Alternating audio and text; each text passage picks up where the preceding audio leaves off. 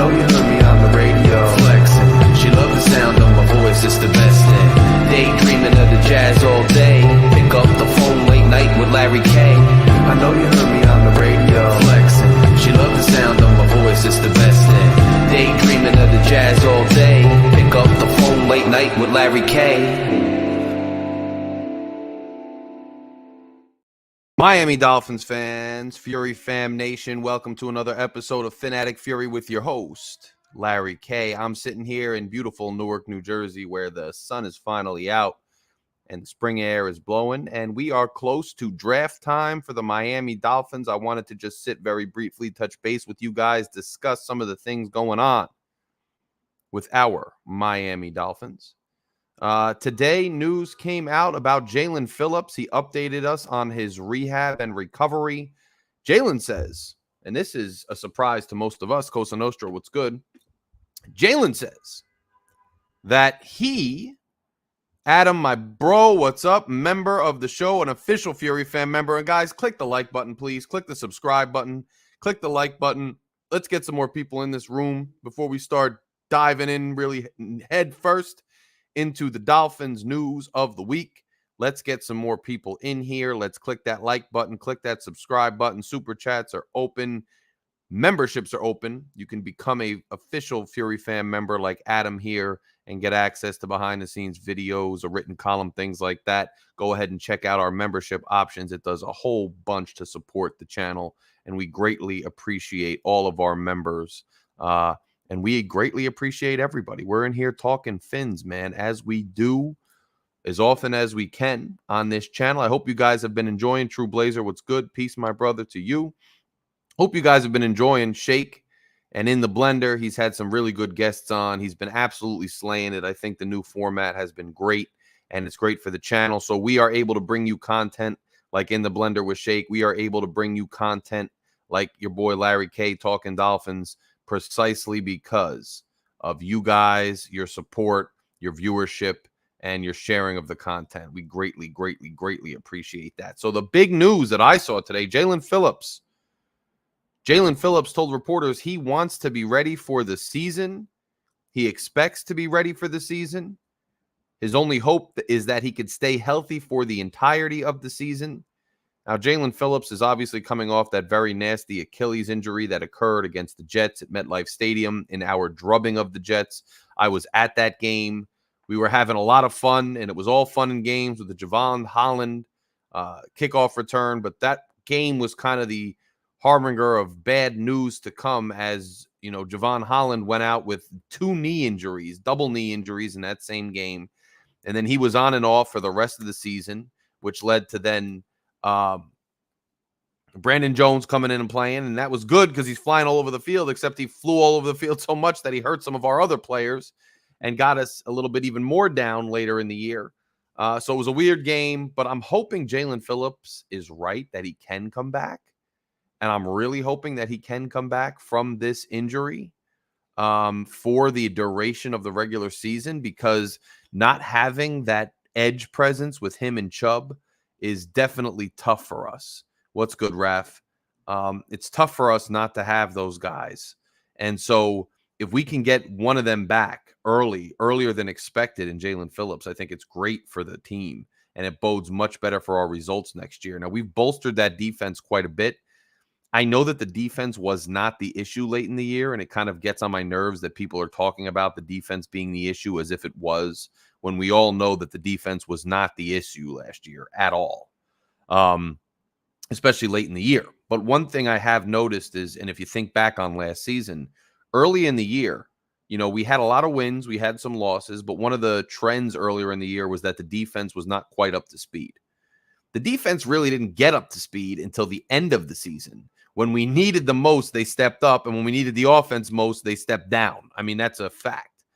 But if we can start off faster on the defensive side of the ball and be really formidable on the defensive side of the ball earlier next year rather than mid-season or later, maybe we can pile up more wins earlier in the season. And maybe if we pile up more wins earlier in the season, we're going to have a better cushion late in the year where we've tended to struggle, and maybe we can maintain a better playoff seed and have a home game in the playoffs. I'm not here to give you doom and gloom. So we're going to talk about the possibilities and the upsides of what we can do as a franchise this coming year. But I'm also not rainbows and sunshine. So I've already accepted the fact that I think we're going to struggle late in the year, and that's just the way this team is composed. It's the way the offense is designed. It's the way the quarterback is. It's the way the coach is. It's the way, our speed gets taken a toll on in colder weather and when guys are banged up. It's just the nature of what we are as a team. However, I can't just sit here and complain all day and throw nonsense at the wall and just get mad, as I'm always being criticized for because I'm being a realist by the optimists out there. I can talk about what I think the best way to try to capitalize on our strengths and weaknesses is. And I think perhaps one way to do that is for the defense to get off on a faster start than we've seen previously and to pile up more wins early on as opposed to later in the year, like we saw last year. So if Phillips can come back for the whole season, it's a good sign for the defense. That being said, when you're coming off an injury like that, I want you to understand that, just because he's going to play doesn't mean he's going to be playing at 100%. And even if he's playing at 100%, the way that he can play now post-injury, it doesn't mean that he's at the 100% or the type of player that we had before that injury. Now, Jaelan Phillips has been through injuries before. He suffered a few really big and tough ones in college. He was able to rebound and become really a dominant NFL player for the time as he was really on an upward trajectory. So I'm not doubting his resolve. I'm not doubting his ability to rehab. I'm not doubting his dedication to be the most explosive and good player that he possibly can be. But it's just a fact of life that when you're coming off an injury of that magnitude, you might not ever reach your former potential. You might not ever reach your former explosiveness. And especially you may not reach that early on in the process of coming back and early on in his return season. So it remains to be seen, but it's a good sign that Jaylen seems optimistic and he's saying he wants to be back for the season and he can be back for the season. And Trav, he said, hey, I hope I'm healthy for the whole season. So I don't think that he's going to rush back, if that's what the insinuation here is. I don't think he's going to rush back before he's ready. I think that this staff and this franchise has shown, if anything, more hesitancy in bringing back guys too early. It seems like even if guys want to come back, this franchise has made them sit rather than letting them test the waters too early and get themselves into trouble or more injuries. So yes, there's always the possibility he could get injured again, but I think that the franchise will make sure that he only returns to action when he's ready to return to action. And you may even see this situation where Jaelan Phillips is a specialist early in the season where he's only coming on certain downs. Maybe he's only coming in on passing downs to just pin his ears back and rush the passer. And that's a good way to ease him back in. And that's probably what we need most from him anyway. So I don't think it would be a bad thing if we go about it that way. We will see what happens in that regard. But it's good news, honestly, all around in that regard. And yeah, I mean, Trav, that's true. That happens to guys, though. I've been reading, and if people are interested in this issue with respect to torn Achilles, more so torn, knee ligaments, ACLs, MCLs, and Tua side, another member, our resident Bills fan with the resident emoji or avatar of El Cap in the Bills shirt. He is in the building. What's good, my brother Michael K? It's always good to see you. It's always good to have you. And guys, you can become a member. Just click the join button. Help support the channel. Help support our mission in entertaining you and bringing you news and talking football. Help us by joining like Michael K did. Click that subscribe button. Click that like button. And let's roll.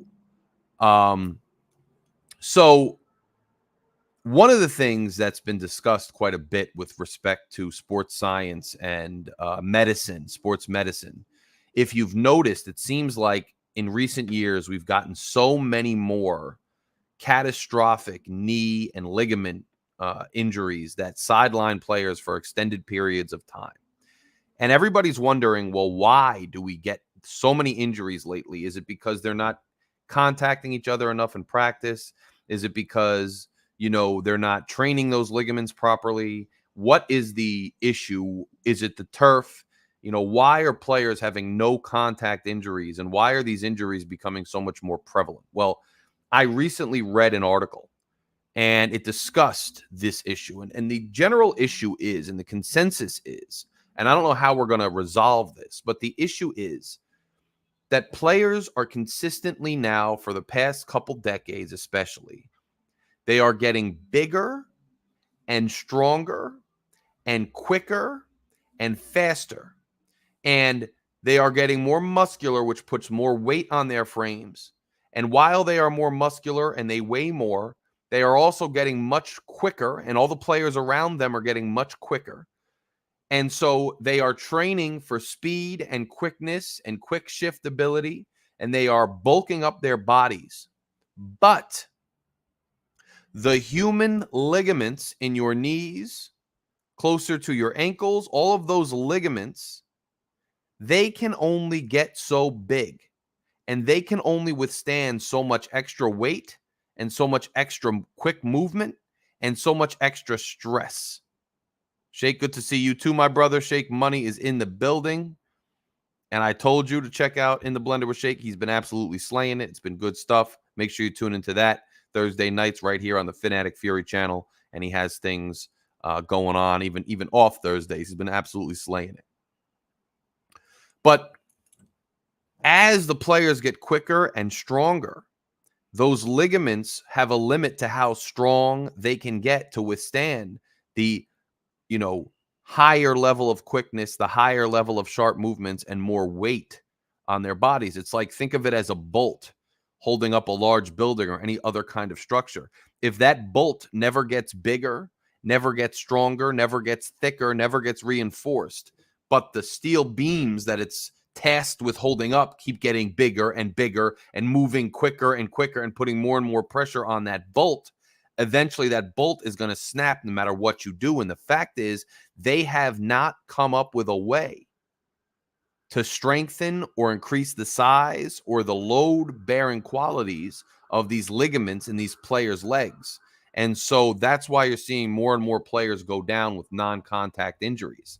And when you look at a player like Josh Allen or some of these other guys, they seem more at their natural weight and their natural quickness, as opposed to training for all this further quickness and weight that their body can't handle. And I'm sure Josh Allen will also get hurt at one point, but a quarterback's a little different than some of these other guys who have trained themselves to take off and fire off the snap at ridiculously quick speeds in bodies that have been bulked up massively compared to what the human ligament was designed to initially withstand. That's just what's going on with these non-contact injuries. And I implore all of you to research that, because it's going to be interesting. The NFL likes to talk about, hip drop, certain kinds of hip drop tackles and head things and targeting and all these, kickoffs, and trying to, find ways to decrease injuries and find ways so that teams aren't destroyed by one non-contact injury to a star player. But there's some things that you really just can't fix that easily. And, it's not that easy. So that's where we are, though. The Jaelan Phillips update, I thought, was a good update. I was encouraged by it. I thought it was a good thing that he may be back for the season. We have to let it play out. We'll get updates throughout spring. We'll get updates in summer camp. We'll see how close he actually is. But hearing from him and him sounding optimistic was a good thing for this franchise and for the fan base. So that's where we are with that. Moving on, there's been so much rumbling. There's been so much talking. There's been so much going on with regard to this Tua Tagovailoa contract situation. All offseason you heard, and look, check it out, man. Michael K just showing out. And here you go. See, somebody else can join. You can join and become a member and join his ranks and help Fury Fam get to the next level, which is what we're trying to do. We are the Working Man's podcast on this channel. We bring you objective news. We have so much else going on, so we can't do it all the time. But when we do it, you best believe we're on our A game, and we are here for you, giving you content even in the middle of April. Even when my birthday is tomorrow and I'm turning 39 years old, even then, we're here giving you the content you want, the content you deserve as Dolphins fans. So any support in any way you can helps this channel. Click subscribe, click join, become a member, throw a super chat, whatever it is that you can do to help this channel grow. We greatly, greatly appreciate it as we truck through these dog days of off season with you guys, the Fury fam. Now, Tua Tagovailoa. All offseason, we heard from the Tuaneers, he's going to get a massive contract. As the kids say, he's going to get the bag. The bag's coming. He's going to get the bag. And they post the money bag emojis. And they're saying it's coming. He's going to be the highest paid quarterback, top 3 paid quarterbacks. Then you have the detractors, right? You have media figures saying, well, what if they traded Tua? Well, what if they drafted a quarterback? Well, what should they pay Tua? Here's the camp I've been in, and I've consistently been in, and I'm going to stay in. And Adam is a Fury fan member, official as well. And I met Adam. I met my boy Adam down at the Dolphins game last year versus the Patriots, and it was great to meet him. He's another real one. Michael K., thank you for the birthday. Love my brother. Really appreciate it. I will have that beer. I will toast you, and I'll even toast the Buffalo Bills in the city of Buffalo when I have that beer. I thank you very much, my brother, very much for that. Michael K. showing the birthday love, man. It's nice. It's nice to see that, and I appreciate this dude a lot, man. A rational dude who can have conversations with other fans and can lend really good elements to the community. It's always great to see my dude.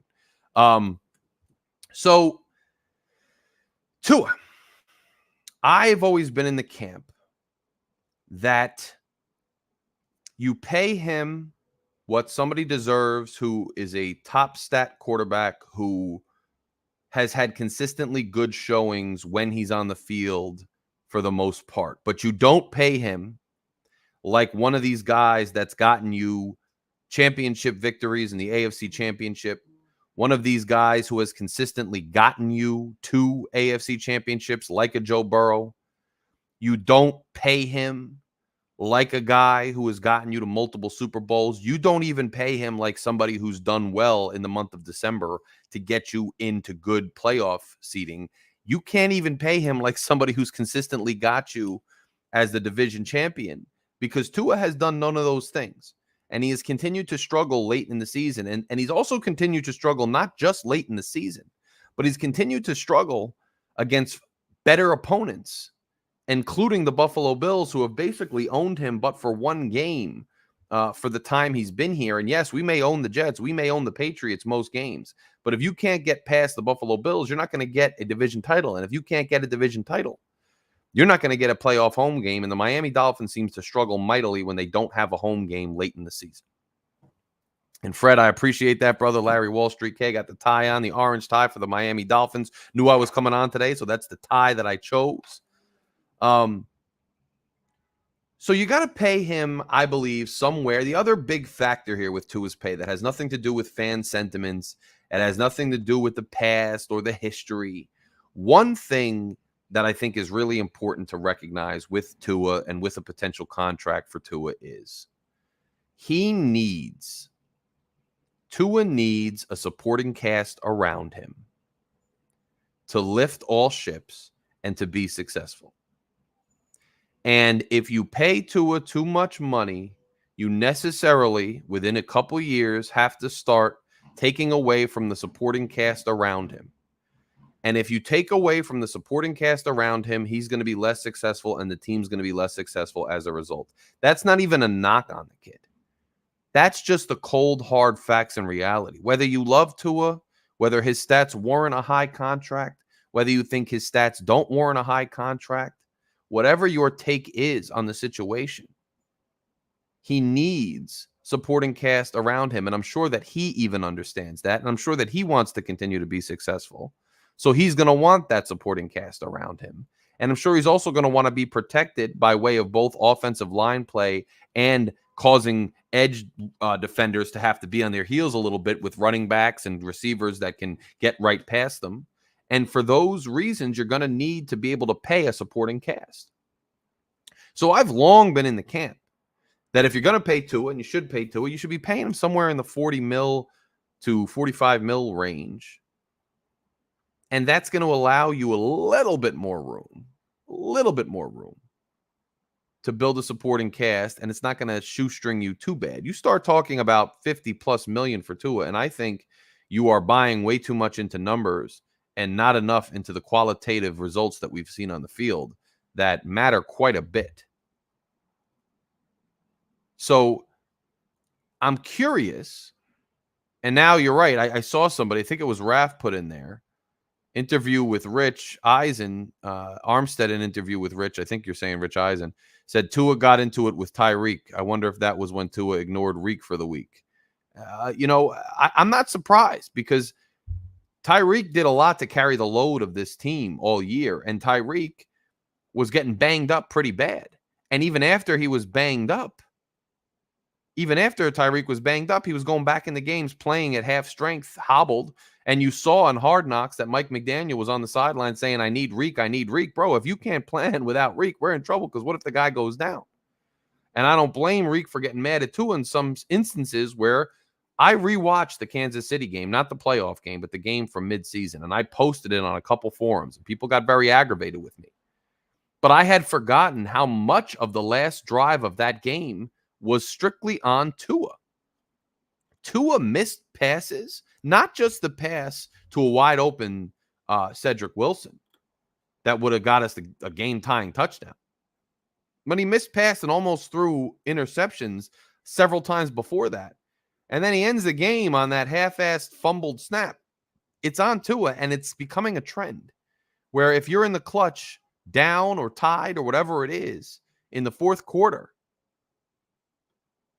Tua is looking like he can't get it done, and you almost expect some kind of mishap. And I'm not saying it's always going to happen. What I'm saying is when you have that kind of issue, you can't pay the dude $55 million a year. So reports come out today. Is always a conflicting report. One day it's somebody says, oh, the rumor is they're going to sign a massive deal tomorrow. The next day it's, they're waiting to see, and the deal's not going to get done yet. I mean, they even have contact. They have had talks in the media where they are saying that Tua won't sit out OTAs if he doesn't have a contract yet.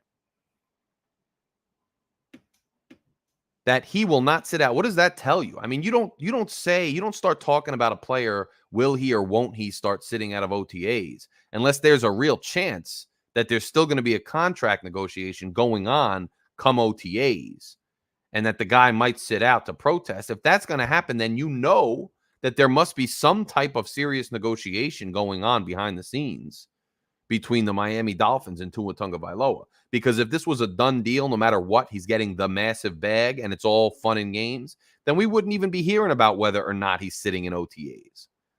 I don't think it would be dragging this long. So there's some push and pull going on behind the scenes. I'm positive. There's some push and pull going on behind the scenes. If you don't understand this and you don't know this, then you don't know how organizations and negotiations and things like that work. There has to be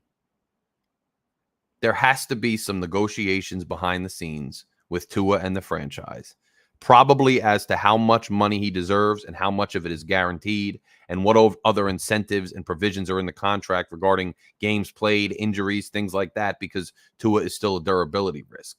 So I at least applaud the Dolphins for at least negotiating to some extent and not just blindly handing over the bag. But we still have to see who comes out on top in that negotiation, because it's still possible that the Dolphins give Tua the bag. It's still possible that Tua takes more money that we think is in the acceptable range, which is better for the franchise long term. And Tua's side says it tells me he won't sit out because he wants that $23 million guaranteed fifth-year option. And that's a valid point, too. Tua, at very worst, is going to get the fifth-year option worth $23 million, which is life-changing to any of us poor schlubs out here in the world. So it's nothing to sniff at, So either way, there's an option here for him to play and get paid to some extent, and for the franchise not to bank everything in the next few years on him. It's interesting to see, though, and the updates that I've been getting and that I've been hearing lead me to believe that they are engaged in a negotiation and that they haven't agreed on certain key provisions of a contract. Now, normally, if you agree on the key provisions of a contract, like the main big picture items of a contract, and this is what happens in the law all the time. If you agree on key provisions of a contract, then that says, and the reports usually are, and the parties usually are comfortable saying, we've come to an agreement in principle. We've come to an agreement in principle. Now, normally, even when players are announced in the media that they've signed with a team, even when it's announced that a coach is being hired by a team, even when those things are announced, they haven't necessarily dotted all the I's and crossed all the T's on the contract. A lot of times they still need to work out the minute details of that contract, even though overall they've agreed in principle to a contract. So that the interesting thing about the Tua negotiations is we haven't heard that they've agreed in principle to a contract. We haven't heard that they are extremely close to a deal which would pay Tua such and such $1 million. And usually that's what you hear, right? Adam Schefter will come out and say, I'm hearing now the Dolphins and Tua Tagovailoa are very close to a deal which would pay him, such and such amount of dollars. Those contracts aren't completely finished at that point, but they're about to be finished because all they have to hammer out is the minute details. We haven't even heard that yet. So that leads me to believe that there are still big picture issues and principle, vital items in the contract negotiations that are still not agreed upon, it's an interesting situation, which means it could shake out in a lot of different ways as opposed to what we thought at the end of the season. Now, does that mean anything crazy like the Dolphins are going to draft somebody or anything of that nature? No, I wouldn't say so. I would not say so. But it doesn't rule it out either. And until the contract's signed, we're not going to know what money he's getting, and we're not going to know, what the dollar amount is. And so I hope that the dollar amount is more team friendly, given what we've seen thus far from Tua Tagovailoa. I think that that's a fair position for any fan to take. And iDog says people like to blame the defense for why we lost the Titans game. They completely ignored that Tua couldn't get the ball past midfield the entire game and couldn't function with Hill went down. I mean, that's 100% true. The narrative that the defense is to blame or that we have to retool the entire defense because that's the reason we went down or, their injuries or what held us back is just a completely factual, lie. I mean, it's not a fact, and it's completely misleading, that narrative. Anybody with two eyes and a brain can see that the offense was the problem late in the year. The defense, despite all of the injuries, held their own and rose to the occasion, at least to keep us competitive and keep us in games. But the offense could not do a damn thing later in the season, and that is becoming a trend lately. How you fix that, I don't know. I don't put it all on the quarterback. I think part of it is the quarterback's problem. I also think head coaching and other things contribute to that. Just the very, identity and philosophy of the offense that relies so much on speed and movement is going to naturally not be as effective later in the year for a few reasons. The first reason being it's colder out. The elements are harder on you. It's not as easy to function and execute. The second being that other teams have figured you out by the end of the year, and they've now been able to employ proven tactics to slow you down. And so that's always going to be a problem, not just with this quarterback, but with this coach as an offensive coordinator, et cetera, et cetera. So it bears paying attention to for certain. And Carrie D, another member, welcome to the show, Carrie D. Always hear from you. Always love hearing from you. Another Fin Fam member says, God bless Fin family, sneaking in a few minutes of Larry K and family. Anyone else taking a Fin work break? I love that. Sometimes you got to take a work break. I'm taking a work break to talk to you guys for a little bit of time here today, just to touch base and talk about the state of our Fins, which is why your support is so meaningful to me and everybody else here at the Phin-Addict Fury channel. Crypto, what's up, my bro? Good to see you as always. And Troy says, as long as Tua is our quarterback, this franchise will continue to be in purgatory. He's not good enough to beat the elite teams, and he's proven that. I think he's got to answer some questions, Troy. I think, past performance is not always an indicator of what the future is going to hold.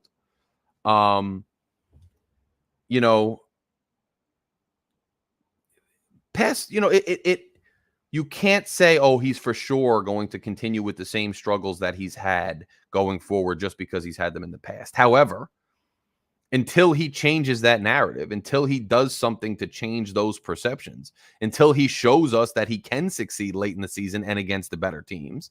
That's a valid criticism. And I know Tuaniers don't like that and don't like to talk about that, but the fact is it's an inescapable fact. And I keep saying fact because that's all we speak on this channel. Fact, fact, fact, fact, fact. Objective reality is all we care about on this channel, and that's a straight up fact. And there's no way to get around it. It is what it is. He struggled against formidable teams. He struggled late in the year, and until he changes that narrative, that's what the narrative's going to be. So I hope he changes that narrative because I'm a Dolphins fan, and I would love for him to change that narrative. And all I want him to do is challenge that narrative. But will he defeat that narrative? It remains to be seen. And it's not just his responsibility, right? The franchise, the coaches, they have to see what he needs. And if they choose, you could blame Tua all you want and say, oh, he needs everything around him to be perfect. But at the end of the day, at some point, if you're the leader of a team or a company or any other entity in this world, it is also your responsibility to choose the right people to do the job that you want done. And if you see that somebody, no matter how good of a guy he is, no matter how much you want him or her to succeed, no matter how much investment you've put in this person, if you see that this person needs certain things in order to succeed, in order to reach the ultimate goals of your organization, and you fail to give them those tools that they need, yet you continue to put them in that position, then it's also partially your fault. It's not just that person's fault. Right? Tua could have all the problems that we want to mention all the time, but if the franchise decides that that's the player that they're going to invest in, that that's the player that they're going to give the reins to reach their goals, then that is the team's responsibility to give him the tools and the philosophies and everything else to help him succeed. Now, the team has gone above and beyond so far to do that. They've gotten him some of the best receivers in the game. They've gotten him a coach that caters to him, that does everything that he wants, he wants, and gives him every tool he needs. But maybe there's even more things they have to do to even better protect and prepare him for the end of the season. And maybe there's nothing they can do, but that's still on them. So I'm looking at Stephen Ross. I'm looking at Chris Aloysius Greer. I'm looking at these guys to see if they could make it happen, because it's just as much their responsibility as Tua's if they decide that's the guy they're going with. And Jason, my man, another Fury fan member, has thrown down a super chat, put his money where his mouth is, which is nothing new for Jason because he's always doing that. He asked a very important question, which is now highlighted. Thank you for the donation, my brother. That goes such a long way. That donation goes such a long way. He said, what would be the downside of letting Tua play out his 5th year? If he is clutch this year, we pay him. And if not, we are not stuck with him. And he asked it in a question form. And I would say this, brother, I'll leave the question up while I'm answering it. And just to show love for a dude who showed love to us by donating, which is awesome and greatly appreciated. I think there is no downside. People want to spin it that there's a downside because if he balls out, then once he balls out, we have to pay him more. And my thing is, if he balls out that well and he performs in the clutch and he performs under pressure and he performs late in the year and in December, we should pay him. Let's pay him what he wants. Let's give him the bag, as they say. Because if he can perform in those conditions, then he has a real chance to get us to the Super Bowl. And if he has a real chance to get us to the Super Bowl, then we should pay him. And I'm not worried about paying him because he's deserved it. And he's shown that he can do it. On the other hand, if he falls apart this year and fails, we're not tethered to him for the next several years. We haven't sunk so much guaranteed dead cap money into him that we can't get out of it. And we're able to pivot and maybe even pivot with this same team, which is a promising team, and go forward with maybe a different quarterback that can maybe get us over the hump. And if you think that never happens, just look at LA. Just look at LA. And you see that sometimes you just need a change of scenery, a change of quarterback with an already, well-constructed team to get you over the hump. So I don't see the downside, to answer your question, Jason. I'm with you, brother. I'm with you.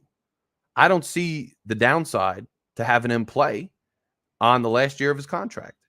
I really don't. And I'm wondering if the Dolphins are playing hardball. Let's be honest here, right? Let's be honest. And thank you again, brother, for the donation. Let's be honest. Christopher Aloysius Greer, he has not been shy, and shout out to Nene with that. He has not been shy about playing hardball and being a hardliner with players. He has a number he usually writes down. That number is set in stone, and a player can either take it or leave it. And if the player leaves it, then the player can, as Christian Wilkins had to, which I saw somebody in the chat say too, that player is free to prove it and bet on themselves and go out there and earn that check from the Dolphins or from somebody else. And I'm curious to see if Christopher Greer sticks to that same mentality, as the kids say, keeps that same energy when it comes to Tua. Now, I understand quarterbacks are a little bit of a different breed, a little bit of a different animal. You can't just approach them the same way you approach everybody else. But you can still approach them with a general mentality that Chris Greer has, which is, hey, there's a number here, Tua, and this is the number we think you're worth. And if you bet against it, bet on yourself and go out and play this fifth-year option. Let's see what happens. And there's nothing stopping the Dolphins if Tua's lighting it up so much halfway through the season, and then they wind up getting on the same page and meeting in the middle or something, or the Dolphins just decide he's playing so damn good that we got to pay him. They could still sign him mid-season in his fifth-year contract. He may not want to do that. But at this point, if we're betting people, when you bet, do you just blindly bet based on the least likely outcome, i.e., I play craps every time, and every time I lose, I'm going to place another bet. I've lost every time, but I don't want to risk not winning, so I'm going to bet everything right now, put it on black, and walk away? Or do you say, I always lose, so I'm going to hedge my bets here? I'm not going to bet too much money on this. And if I win, good for me. Now I have more money to put down next time, or I could take it and go buy a steak and go home happy. Why would the Dolphins bet all this money on somebody who's shown them consistently that he doesn't get it done in the clutch at the end of the year, and that he has considerable, legitimate concerns about how far he could take us? How far? So why not bet everything?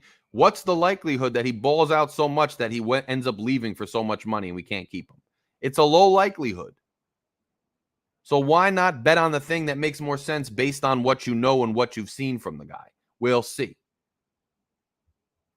And MJW, thank you so much. And I do think the Dolphins Super Bowl window is closing, to answer your question. Yes, because these players are not going to be at optimal strength forever. Tyreek Hill's going to get old. He's already getting old. And he's already kind of struggled in the spotlight sometimes in big games. So if you're planning on him carrying us, he can only carry us 1 or 2 more years, I bet you. Maybe 3. Then you're pushing it. And you're pushing the contracts of these players too, because eventually these contracts balloon and they come home to roost. And you have a contract bubble that comes home to roost. And you're not going to be able to surround all these players with good support networks anymore. So yeah, we got another year or 2. Probably 2. Then you're thinking about a rebuild. You're thinking about changing things up one way or another. And this was a great team. This is the best team I've seen since the 1990s or the early 2000s that the Dolphins have put together. And they still, it's one thing if the Dolphins put the best team together that I've seen in decades, and they made a run and they won a couple playoff games, and it was just an unfortunate event that happened in the playoffs, bad luck or an injury, or another team's just too damn good, like Patrick Mahomes, just too damn good. But that's not what happened the last 2 years. We've put together one of the best teams we've seen in decades, and they can't even win the division title, and they can't even win a single playoff game or get a home playoff game.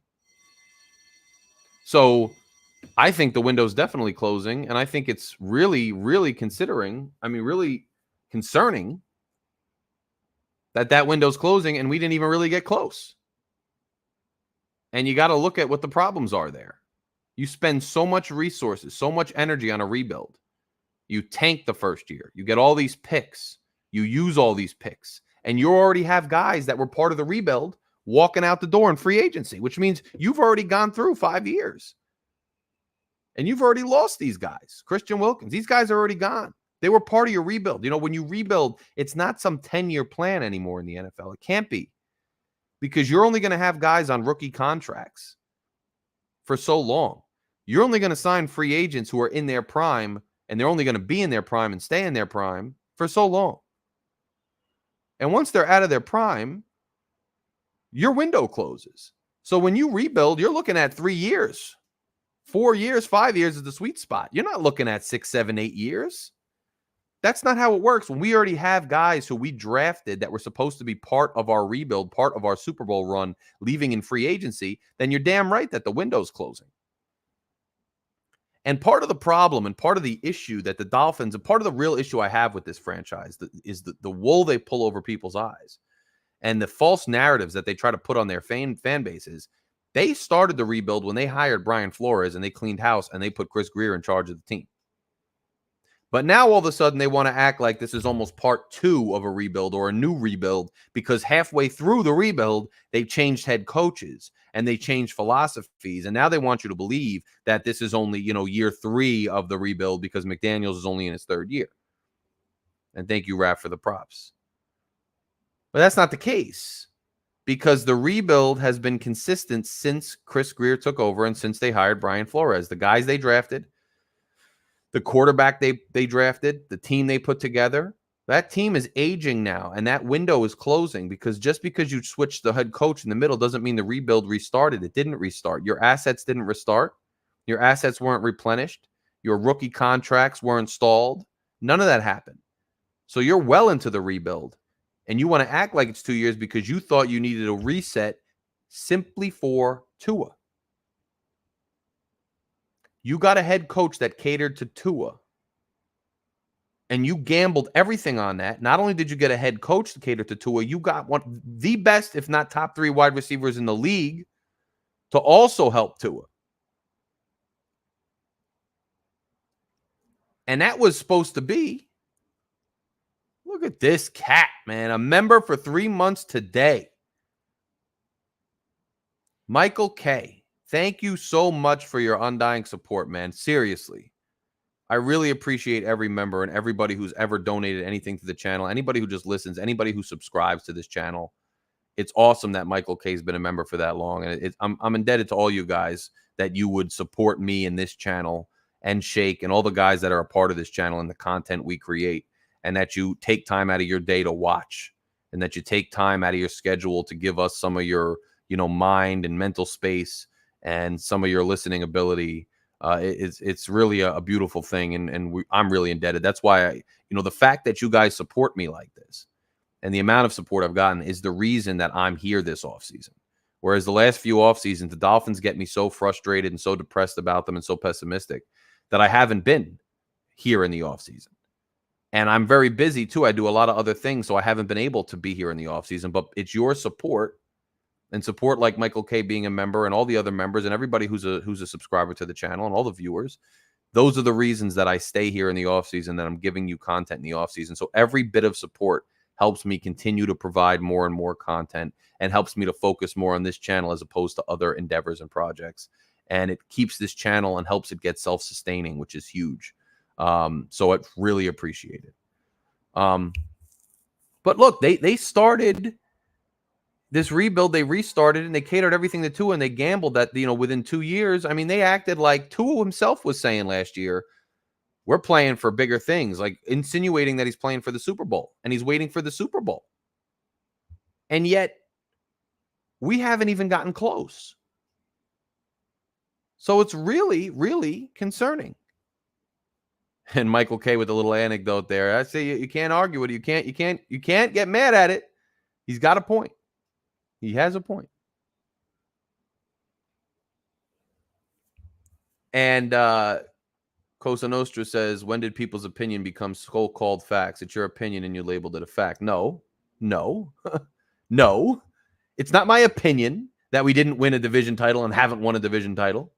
It's not my opinion that we changed head coaches in the middle of a rebuild. It's not my opinion that we haven't had a home playoff game. It's not my opinion that we have lost the first round of the playoffs every time we've tried. It's not my opinion that Tua struggled at the end of the year. Those are facts. It's not my opinion that the sky's blue in New Jersey right now. It's a fact. It's not my opinion that I'm wearing a tie. It's a fact. It's not my opinion that Cosa Nostra's in here or that Michael K's been a member for 3 months. It's a fact. And it's a fact that Tua struggled late in the year and we haven't won a playoff game.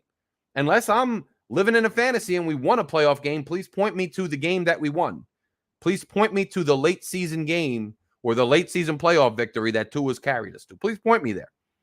Because otherwise, it's a fact. I understand people don't like the facts sometimes.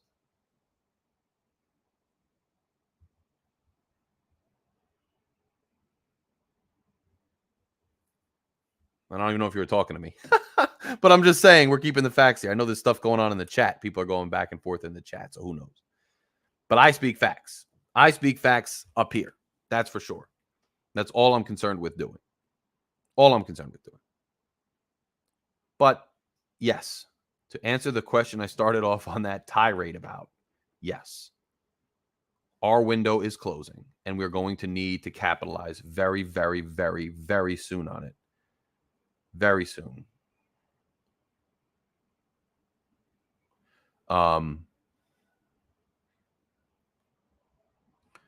And at the end of the day,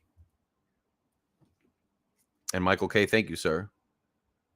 I appreciate that because that's all I want to do. I wouldn't waste my time coming up here if I wasn't spitting facts.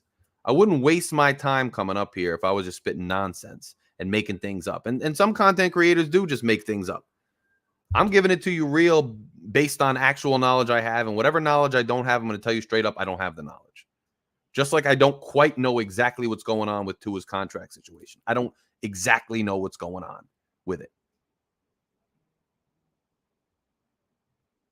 But I do know that something's going on. Otherwise, it would have been done already. That's why I tell you what I do know and I tell you what I don't know. And what I do know is this window is not going to stay open forever, especially with the current makeup of the team. And if we want to try to go somewhere, we better go somewhere fast. This team better be making investments. This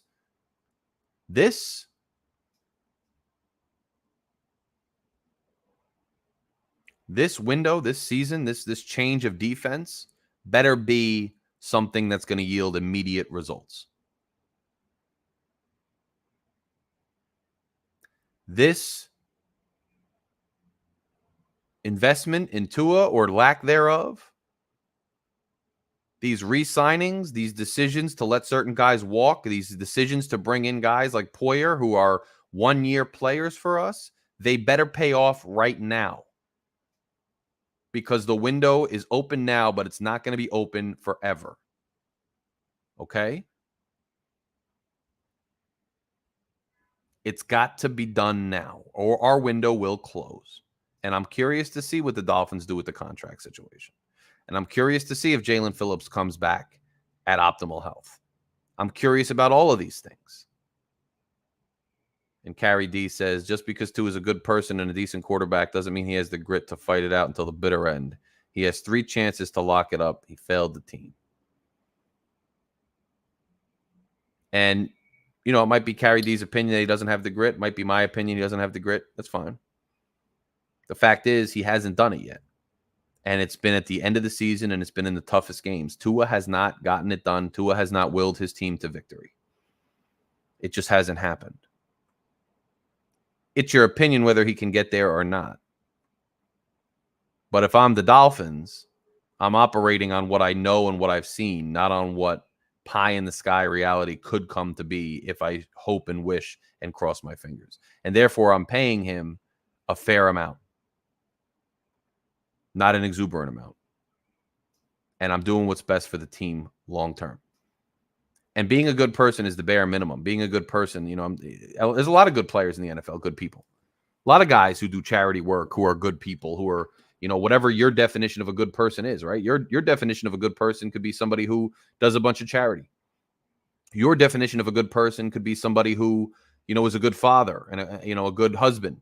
Your definition of a good person could be somebody who is a law-abiding citizen. Your definition of a good person could be somebody who's got a faith in Christianity. Your definition of a good person could be somebody who has some type of political beliefs. I mean, everybody's definition of a good person can vary. And there are objective standards based on how we measure a good person, i.e., you're not a backstabber, you're not deceitful, you're not a liar, you're faithful, you take care of your family, you're loyal. Those are, qualities that we'll all agree are make you a good person. And it seems Tua has almost all of those qualities. But I don't necessarily look at Tua and say, oh my God, he's a good person above and beyond everybody else in the league or everybody else that we've encountered, and therefore he deserves some extra accolades above and beyond everybody else in the league. I don't think that that's necessarily the case. I mean, so, it's business. It's dollars and cents. What has he earned and what is he worth on the field as a quarterback for your franchise, and how far can he get you? And that's what matters. And that's what we've got to see. And we will see eventually. And I'm curious to see. But that's what's going on, in these decisions and whatnot. And John, welcome, my brother. I haven't seen you in a little bit because it's been, I've been in the off season on and off, but it's always good to see you in the live show, John. Always good. And you're right. The things change in this league very fast. Like, another thing that we're not talking about. Look at the Bills. The Bills lose a piece in Diggs, but they're obviously confident that they can replace him, or that the pieces and assets they're getting in return are going to be able to replace him. And the Bills, until the Bills are not the champion of the AFC East, then the Bills are the champion of the AFC East, right? They're the class of the AFC East. They're the team that we have to beat.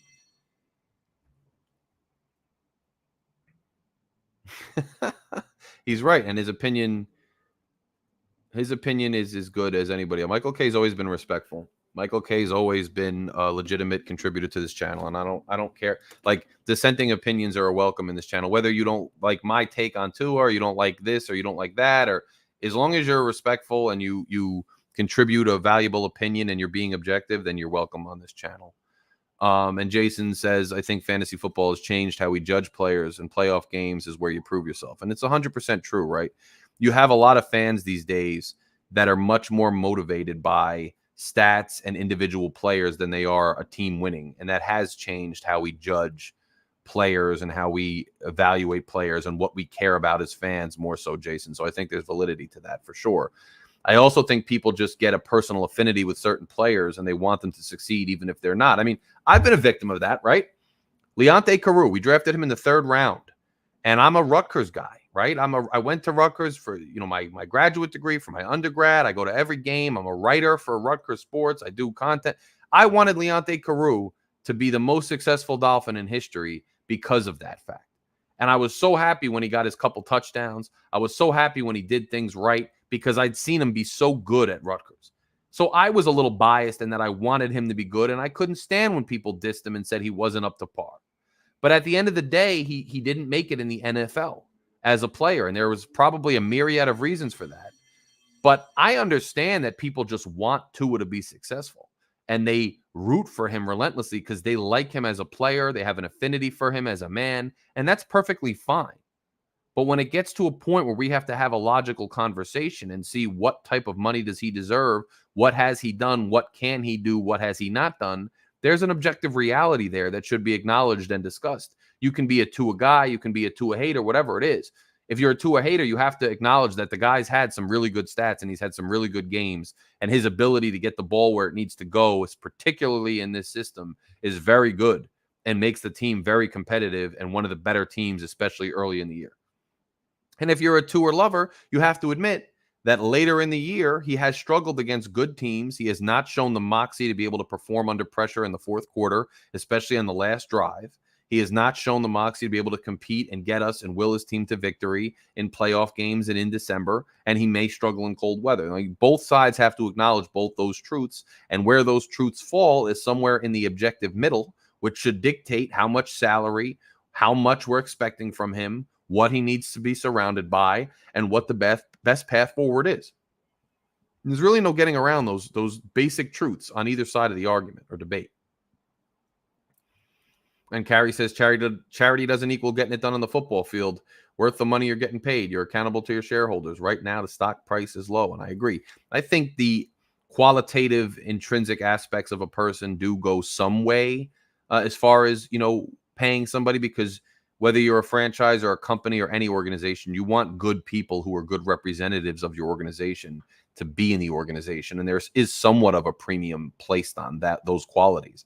And I think Tua has those qualities. He definitely has a fan base too that brings value to the organization because he sells a lot of jerseys. He gets a lot of people in the stands, but that only goes so far. The paramount consideration in the NFL is to win, and to win playoff games, and to win championships. And thus far, we haven't seen it. And until we do see that, there's questions to be asked, and the team should hold fast and be a bit frugal and smart in where they invest and how much they invest based on the results that have been provided so far. That's just a simple fact, and there's nothing controversial about that, or at least there shouldn't be. It shouldn't be. And D-Rod, I understand, right? It's a team sport when he struggles, and he's the best when he does well. And I think, there's truth to both sides of that too, but it just remains to, like I said, watch the end of that Kansas City game in the middle of the season. That was all on him. That was not the team. And there are other times when it was the team, But he's part of the team too, and he struggled in those situations. And he's the most important part of the team because he's the damn quarterback. And it's not all on him, because Coach McDaniel has struggled too at times, not running the ball, not sticking with the run. I mean, that same game, that Kansas City game, if you rewatch it, in that same game, Raheem Mostert basically willed us past half field and was running over them. And the fact that we went right back to the pass multiple times and the pass looked absolutely terrible is an indictment on the head coach too. And that's been a consistent problem. Mike McDaniel not sticking with the run. Mike McDaniel not being smart about when he goes to the run and what plays he calls. That's been a consistent flaw. That's objectively true as well. So it's not all and only on Tua. It's also on him. And that has something to do with it as well. Just does. It just does. But guys, we are coming up on the 1 hour mark. My lunch break is ending. I need to get back to the duties of the day. I hope wherever you are, it's as nice and beautiful as it is out here today in Jersey. I thank you all for listening, for tuning in. Hopefully, Jaelan Phillips does come back for the season like I reported today, like he reported earlier. Hopefully, this Tua contract situation, one way or the other, gets resolved in a way that's favorable to the Dolphins, because anything favorable to the Dolphins is favorable to the fans, and I am a Dolphins fan. Phil, my brother, has been in the building, another loyal member of Fury Fam. Phil, it's great to hear from you too, my brother, and thank you for supporting. Thank you for being in here. Thank you for all of that. Guys, tune in to In the Blender with Shake on Thursday nights. He's got a lot of really cool guests, and go on the channel and go backwards and watch some of the guests he's had. Like in your spare time, I just wake up while I'm making breakfast, while I'm in the car driving to work, whatever it is. I listen to Shake in these interviews because he's interviewing guys that are really interesting members of the fan base, content creators, guys that you want to hear from. And Shake has some really good questions for them. It's just another piece of content that this channel brings you. So make sure you tune into In the Blender. I will be back for draft news when the draft occurs. You'll hear from me soon enough on another live show. We will get to a point where if I got time one of these days, I'm going to have a little ticker here, and a certain super chat will get you on the show to say your piece with me, and then a certain other amount will kick you off and put somebody else on, etc. We're going to have some fun with it, but not yet. I will see you guys very soon for another live show. All of you, I appreciate you. Appreciate everybody who subscribed. If you haven't subscribed, click subscribe. Takes us fraction of a second. Click it right here. Just click subscribe. Help the channel grow. Let's get us to the 2,000 mark finally. Everybody who donated, everybody who listened, I appreciate you immensely. Go Fins, Fins up, and Larry K is out. I know you heard me on the radio flexing. She loved the sound of my voice, it's the best thing. Daydreaming of the jazz all day. Pick up the phone late night with Larry K. I know you heard